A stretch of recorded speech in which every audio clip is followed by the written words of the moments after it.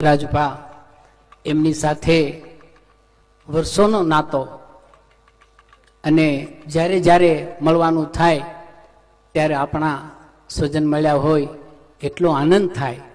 રાજભાઈના પિતાશ્રીના સમાચાર મને મળ્યા. હું બહાર હતો, મેં મારા દીકરાને મોકલ્યો. મેં કીધું બાપા હું ભજનમાં આવીશ, તું જાય આવ. અને મને તો દુઃખની સાથે એક આનંદની વસ્તુ એ કે રાજભાના પિતાશ્રી બધું જોતા ગયા. રાજભાઈનો ઠાઠ માઠ અને રાજભાઈની કીર્તિ એની ટોચ ઉપર બિરાજમાન થયા, એ બધું જોતા ગયા ને એનો બહુ આનંદ થયો.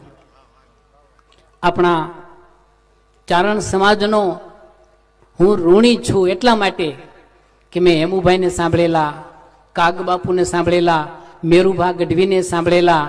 આપાભાઈની સાથે તો 20-20 વર્ષ કામ કર્યું.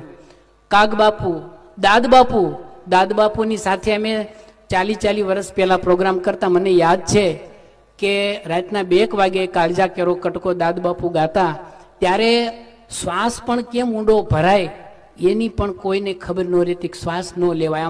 આમ એવું વાતાવરણ, એ વાતાવરણ અત્યારે મને જોવાય ક્યાંય મળતું નથી. એ જેમલભાઈ પરમાર ને રતુભાઈ અદાણી ને એ વખતે કાનજી બાપા બારોટ ને બધા એ વખતે દાદબાપુને સાંભળેલા. અને